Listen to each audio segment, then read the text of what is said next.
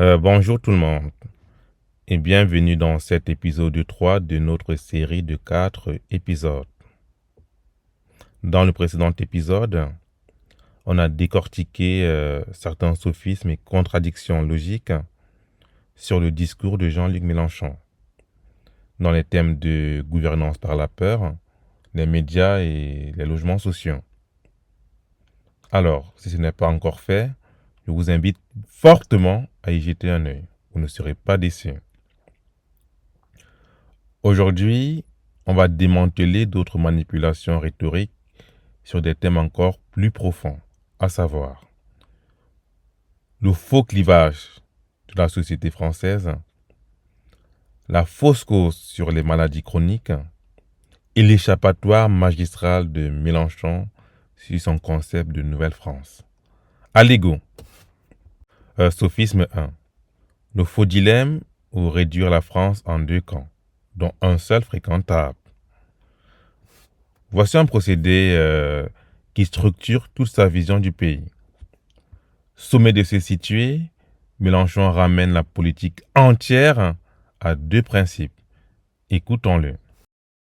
Pourquoi c'est normal qu'on se retrouve en face du Rassemblement national? Parce que la société française, je vous l'ai dit tout à l'heure, a explosé. Et toutes ces représentations politiques ont explosé. Par contre, maintenant, il y a donc deux principes devant le chaos dans lequel on est. Il y a un principe, c'est d'abord les miens, comme avait dit Le Pen, ma voisine, ma cousine, etc. Bon, et puis, ça veut dire chacun pour soi. Et de l'autre côté, c'est tous ensemble. C'est les deux philosophies fondamentales de la société, qui, dans la réalité de la vie personnelle, c'est souvent un mix des deux. Mais dans l'ordre des nations, des peuples, de ce qu'on organise, alors oui, il y a deux grands principes radicalement opposés. C'est net, c'est efficace.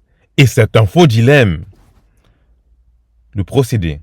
Présenter deux options comme si elles figeaient le réel, alors qu'il en existe d'autres. D'un côté, l'égoïsme. Chacun pour soi. De l'autre, la solidarité. Tous ensemble. Vous voyez le dessin. Une fois le tableau posé, qui voudrait être du chacun pour soi? Le camp d'en face est disqualifié avant d'avoir même parlé. Sauf que la France ne se résume pas en deux cases. Entre les deux, il y a le libéral qui pense que le marché sert mieux le bien commun que l'État. Le gaulliste social, le conservateur attaché au corps intermédiaire. L'écologiste, pour que l'axe n'est même pas là. Ramener tout ça à les égoïstes contre les généreux, c'est se donner d'avance le beau rôle. Vous voyez alors le piège. Alors retenez ceci. Quand on vous présente deux camps, dont un seul est fréquentable, cherchez les trois autres qu'on a effacés. Allons-y maintenant pour le sophisme 2. L'explication totalisante ou une cause dominante érigée en cause de presque tout. Interrogé sur la natalité et la santé, Mélenchon relie un éventail de maladies en un seul et même cadre explicatif. Écoutons-le. Il y a le problème de l'infertilité, c'est là que je viens au sujet, qui pour moi est le sujet qui n'est pas vu, parce qu'il pose trop de problèmes. L'infertilité, comme les maladies chroniques, comme le diabète, comme les maladies cardiologiques, comme le cancer, sont les résultats du mode de production, pas des virus qui sont dans la nature et qui nous seraient communiqués par les vaches, les veaux, les cochons ou que sais-je encore, comme dans le passé. Nous avons donc maintenant des maladies écologiques. Il faut y faire face. D'abord, disons-le, l'idée de maladie environnementale n'a rien d'absurde. La pollution, les perturbateurs endocriniens, l'alimentation ultra transformée, la sédentarité pèsent réellement sur la santé.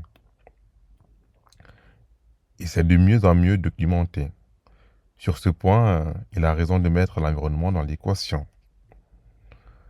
Le sophisme n'est pas de citer le mode de production, attention. C'est d'en faire le cadre qui explique quasi tout, en y faisant entrer ce qui n'en relève pas.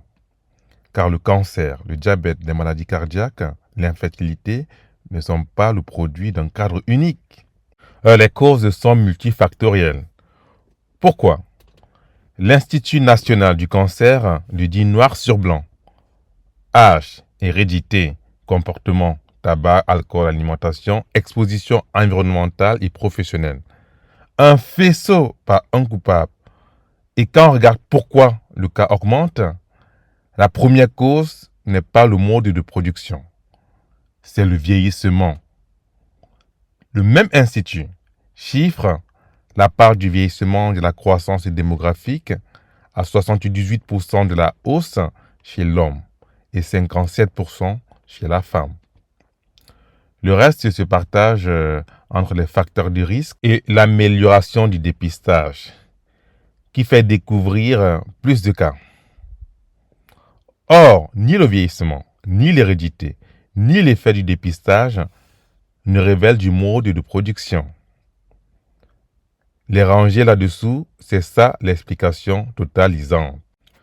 Et le détail qui achève le discours de Mélenchon ici, c'est que la mortalité par le cancer baisse. Et là, dans son propre exemple, le rattrape. Il cite l'endométriose comme preuve. Avant, on ne savait pas combien il y en avait, maintenant on sait. Mais c'est l'argument inverse. Si l'on en voit davantage, c'est d'abord parce qu'on diagnostique enfin que la médecine a progressé. Pas la preuve que le mode de production l'aurait fait exploser. Et comme souvent, Mélenchon fournit lui-même la nuance qui défait sa formule. Alors, retenez ceci. Quand un seul cadre explique quasi tout, le cancer, la dette, les médias, méfiez-vous. Le réel a presque toujours plusieurs racines. Go pour le sophisme 3. L'homme de paille, ou répondre à la version la plus condamnable de l'objection, ou ne pas répondre à la vraie question. Dernier procédé intérieur, et le plus délicat d'ailleurs, parce qu'il touche à l'identité. Le journaliste pose une objection précise à Mélenchon. Votre idée de Nouvelle-France, monsieur Mélenchon, ne risque-t-elle pas de balayer les traditions, ce qu'est la France dans sa culture? À Mélenchon de répondre. Voilà pourquoi je parle de Nouvelle-France, pour qu'on arrête de tourner en rond sur les logiques absurdes. Alors voilà, je vais vous dire, le grand projet du centre, parce qu'eux, ils sont pas extrêmes. À l'inverse, quand on parle de Nouvelle-France, oui. On en entend votre définition, vous l'exprimez, et à l'inverse, certains de vos directeurs vont dire, quand ils parlent de Nouvelle-France, ça veut dire qu'ils balayent d'une main les traditions, ce qu'est la France dans sa culture. Qu'est-ce que vous répondez à ça? Écoutez, j'ai passé mon temps à répondre à des trucs qui n'existent pas, mais lisez au moins ce que j'écris. Au lieu d'écouter M. Zemmour pour vous faire une opinion ou d'aller regarder CNews, regardez ce que j'écris, ce que je dis dans mes discours. Qu'est-ce qui les a défrisés? Tournez pas autour du pot, Buzine. Tournez pas autour du pot. Ils en ont fait une lecture racialiste. Parce que comme j'ai commencé par dire un Français sur 3 à un grand-parent étranger, ils ont dit « Ah oui, Mélenchon, voilà, qu'est-ce qui défend les Noirs et les Arabes des quartiers populaires ?» Vous croyez que je ne sais pas que c'est ça qu'ils disent? Tout le reste, c'est de la flûte, c'est de l'emballage. Ils expriment une peur raciale. Pour vous, c'est une pensée raciste qui est déguisée... De me l'attribuer, parce que moi, ce n'est pas ma vision. Et je vais vous dire, j'ai vu... Le procédé ici, c'est l'homme de paille. Au lieu de répondre à l'objection telle qu'elle est posée, Mélenchon le substitue une version caricaturale, plus facile à abattre. Et c'est vrai, une partie des attaques contre la Nouvelle-France est bel et bien raciale. Ça existe, il a raison de le dire. Mais il fait glisser toute l'objection vers ça et balaie le reste d'un. C'est de l'emballage. Or, la question du journaliste, y a-t-il une rupture avec des continuités culturelles à une version parfaitement respectable qui n'a rien de raciste? En la réduisant avec cette phrase, ils ont peur des Noirs et des Arabes. Il choisit la version la plus condamnable de la critique, celle qu'on disqualifie d'un mot, et s'épargne la plus solide. Et c'est doublé ici d'un procès d'intention. Écoutez, il ne refute pas l'argument, il prête un motif. Une peur raciale. Pratique. Une fois le contradicteur déclaré raciste, on n'a plus à l'écouter. Attention, disclaimer. Je n'affirme pas que les adversaires de Mélenchon ont raison. Beaucoup ont tort. La question est de savoir si Mélenchon ici répond à la version la plus solide de l'objection ou à la plus facile à abattre. Et ici, on l'a bien vu, il choisit la plus facile. Trancher le débat sur l'identité n'est pas le rôle du rhétorica. Je précise encore. Alors, retenons ceci. Répondre à la pire version d'une objection, c'est gagner contre un adversaire qu'on s'est inventé. Cherchez toujours la version la plus forte, mes amis. Voilà, cet épisode était un peu court et là nous arrivons donc à la fin. Merci à vous d'avoir pris le temps d'écouter jusqu'ici. Et si cette vidéo vous a plu, n'hésitez pas à liker, à partager, à commenter la chaîne nouvelle et nous voulons sincèrement la faire connaître. Merci à vous. Néanmoins, je vais vous donner un petit teaser de l'épisode 4, où pour Mélenchon, le monde est simple. Taïwan, c'est la Corse. Hormuz a un seul coupable. Pour arrêter la guerre de Gaza, il faudrait juste une seule pétition. Alors, cliquez sur Next ou alors allez à l'épisode 4. Bye bye.